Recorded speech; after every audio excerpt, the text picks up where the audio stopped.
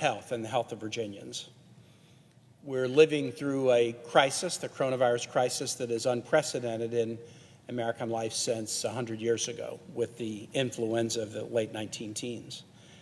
And a lot of words have been used on the floor to describe the magnitude of the crisis. I needn't dwell on that now. Nearly 220,000 Americans have died. A recent study that was put out suggested that the actual toll may be closer to 300,000. Many states in the country are experiencing dramatic spikes with predictions that we could see the worst levels of coronavirus in coming months, at least until a vaccine is developed and widely distributed, and that probably won't happen before the spring of next year. In Virginia, we've been hit. 3,515 Virginians have died of coronavirus. My wife and I know 3 of them, 2 in Richmond and 1 in Fairfax County. 168,722 Virginians have had coronavirus. My wife and I are 2 in that number. This challenge in Virginia hit first in a tiny part of the state that I really love, the eastern shore of Virginia, that is one of the least accessible parts of Virginia. The eastern shore has 2 sizable poultry processing plants with thousands of workers, mixture of white workers, African-American workers, Latino immigrants, Haitian, Creole immigrants. And in March, at these 2 plants, one run by Tyson's Produce and the second run by Purdue Food Company, they started to see cases multiply. Many were asymptomatic. People didn't know they had it, but that meant they could spread the virus to others, and the healthcare network in the eastern shore of Virginia was dramatically taxed by this fast-moving and little understood crisis at the time. That was our first hot spot in Virginia. Other states had their hot spots. That was ours. Thank goodness, as Virginians have grappled with this crisis, and as we've grappled with it across the country, there have been some protections, and I want to stand and talk about the protections that have been provided to Virginians during this time by the Affordable Care Act. About 400,000 Virginians have Medicaid because of the Affordable Care Act. Virginia embraced the expansion of Medicaid 2 years ago, so people have been able to get insurance, many for the first times in their lives, and that 400,000+ have been able to access care. Virginians have been protected if they had pre-existing conditions, and now having had coronavirus is a pre-existing condition. And the many people who suffer from long-haul coronavirus symptoms have pre-existing conditions. They've been protected. Young people have been able to stay on family policies, which has been particularly helpful in a time of economic challenge where a lot of young people have lost jobs or not been able to find them. And other people who have lost jobs in the private sector have been able to go on the exchanges and buy insurance, and if their income isn't high, have a subsidy that would make the premiums more affordable. So as bad as this has been, it would have been a lot worse were it not for an Affordable Care Act providing protections for families and individuals.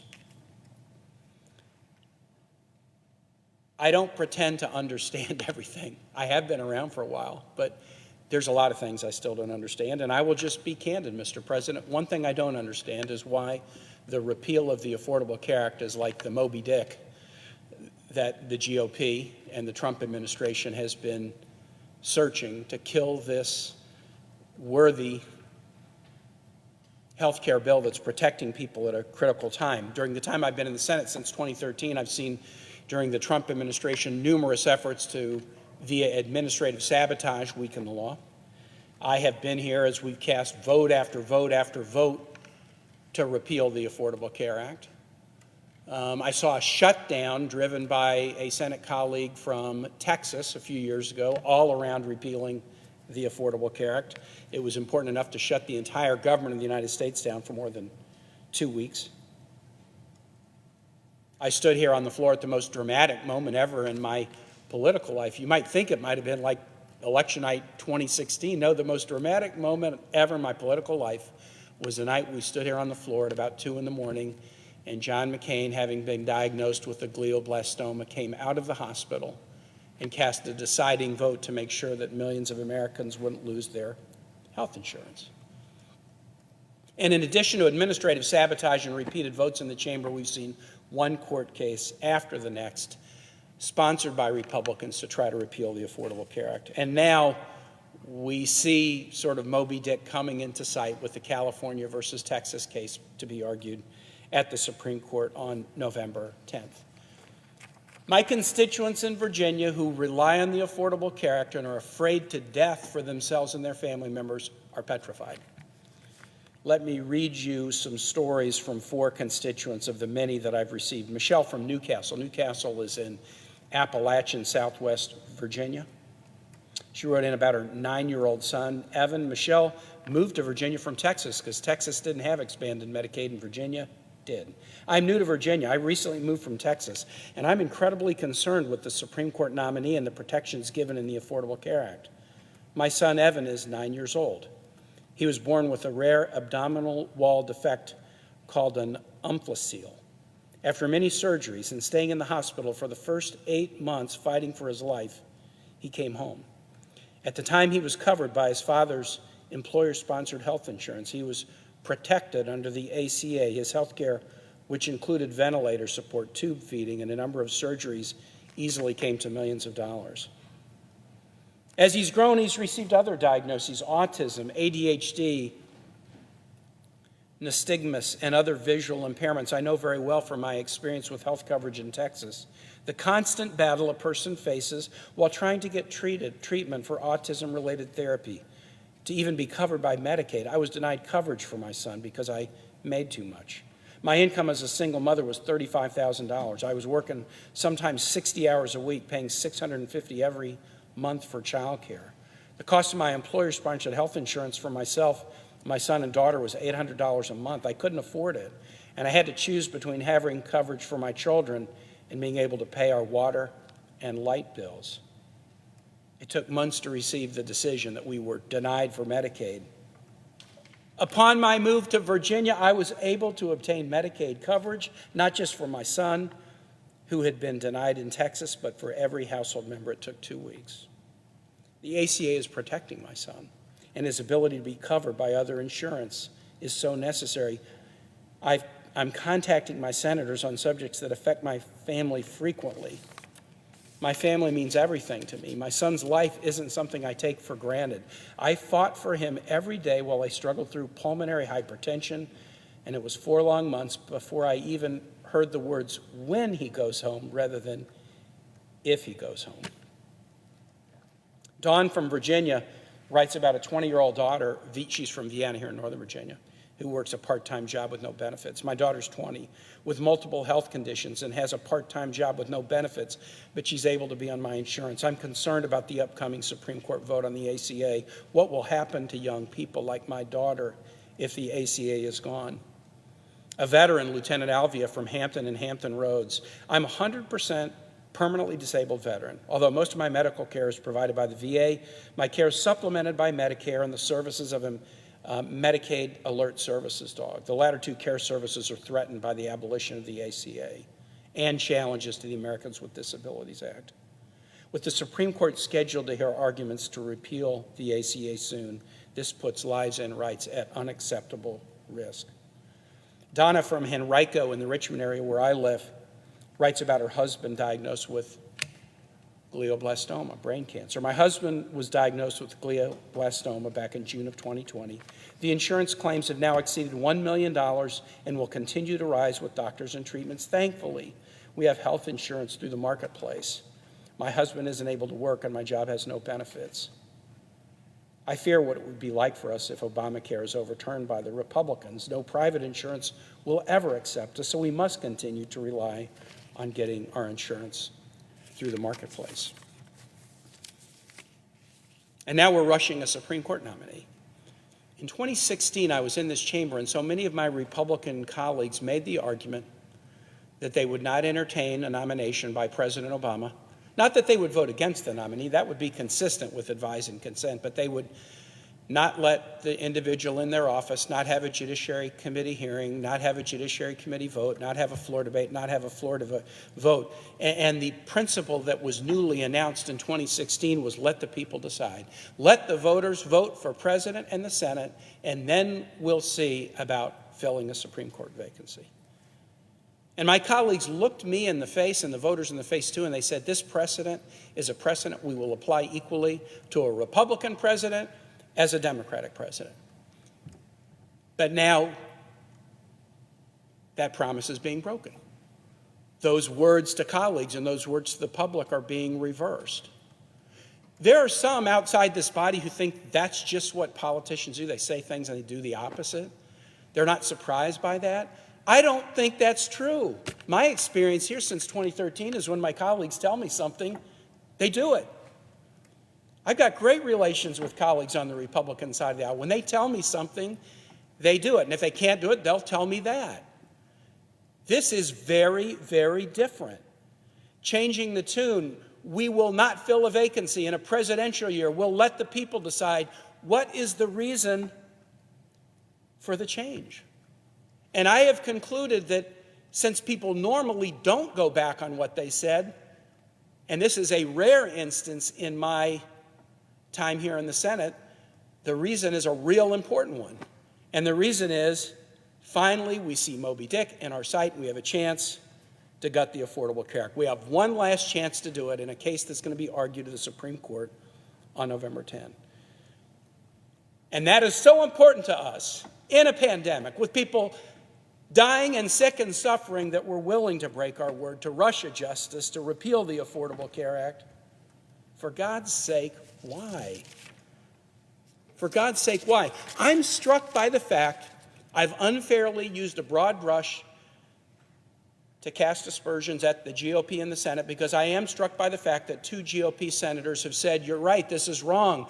We shouldn't rush the justice. We should let the people decide. Who are the 2 Republicans that have said that? Senators Collins of Maine and Murkowski of Alaska, who together with John McCain in August of 2017 stood on the floor in the middle of the night and cast deciding votes to make sure that people would have health care instead of millions losing their health care.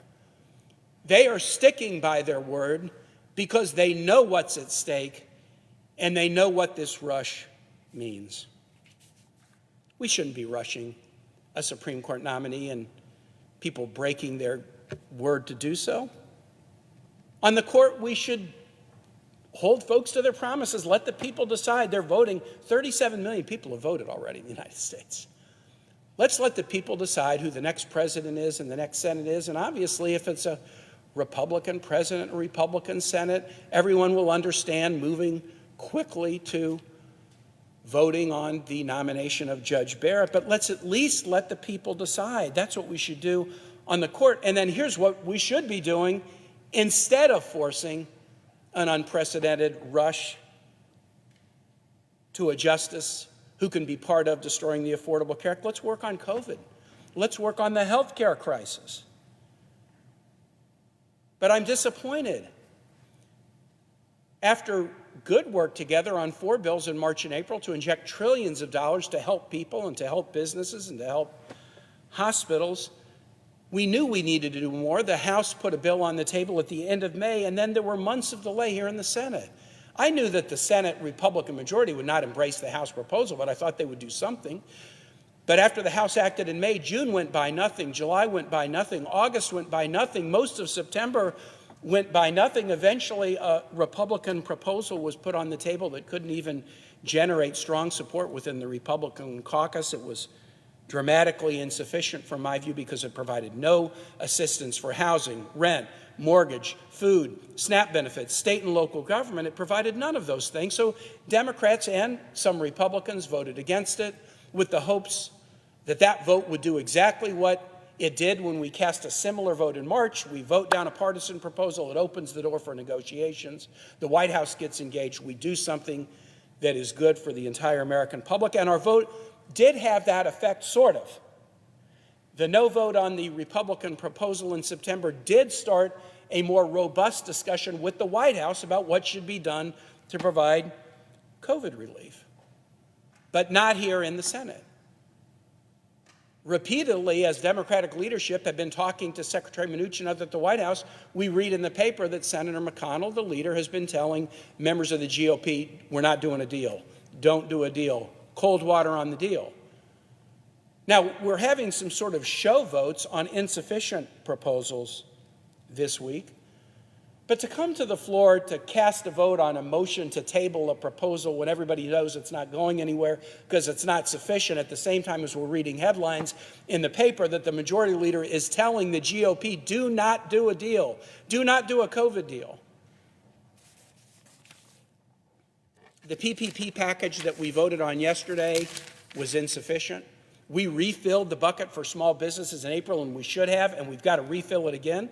But the package yesterday didn't do anything for restaurants, didn't do anything for many in the small business sector, and it included nothing for individuals who are hit hard by unemployment, or families who need relief, or people who need testing.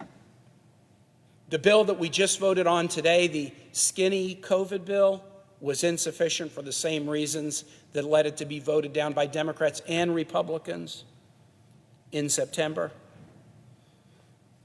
As I conclude, Mr. President, I want to go back to the Eastern Shore. I know I have another colleague on the floor who wants to talk. I started off talking about the Eastern Shore, where Virginia's COVID experience began with a hot spot in 2 poultry processing plants. I've got a good news story for you, Mr. President, because I was on the Eastern Shore a couple of days ago, but I got a challenging punchline to my good news story. This is where it started in Virginia, hot spots in these poultry plants. And these low-income workers, many immigrants, they saw President Trump declare that this was an essential industry. And so then they stood up and they said, hey, if the industry is essential, we're not sawdust. We're not inessential. We're not expendable. We're not throwaway. If the industry is essential and has to stay open, we're essential too. And they stood up and they asked the governor to adopt a basic safety rule about how to return safely to work in these plants during a time of COVID. And the governor heard their request and said, well, maybe, but let me see if OSHA will do something. Won't the federal labor agencies come in and put a safety rule in place? And OSHA did nothing. So in July, at the request of these poultry workers who are now in an essential industry but risking their health, the governor of Virginia enacted a temporary state safety rule, not just for poultry plants, but for places of work, to make sure that as people are coming back to work, they can be safe. And good news, Mr. President, after that law was enacted, the cases on the Eastern Shore declined and declined and declined. And of the 134 cities and counties in Virginia right now, even with 2 of these big poultry plants, the caseload on the Eastern Shore per capita is just about the best in Virginia. But the bill we just voted down, the skinny bill we just voted down that had a liability protection component to it, it wasn't just liability protection. I'd be for liability protection. If you want to protect someone from liability, normally we don't at the federal level, but you can. What you do is you set a standard of care, and then you say everybody who exceeds the standard is protected from liability. The skinny proposal that we just voted on had liability protection, but it didn't set a standard of care. It just excused people from liability, and it did something even worse. It did something even worse. And that was one of the reasons I voted against it. The bill that we just voted down would have wiped out the Virginia safety rule. It would have wiped out the ability of any state to pass a temporary safety rule to protect workers so that they could come back to work safely in a time of COVID. It is one thing to try to kill the Affordable Care Act in the middle of a pandemic and take health insurance away from millions. It's another thing to rush a Supreme Court justice in violation of what you said you would do to try to achieve your goal of killing the Affordable Care Act. But trying to wipe out state safety laws that are working in my Commonwealth to effectively protect workers who the president has declared essential, I've seen everything. I've seen everything. I yield the floor, Mr. President.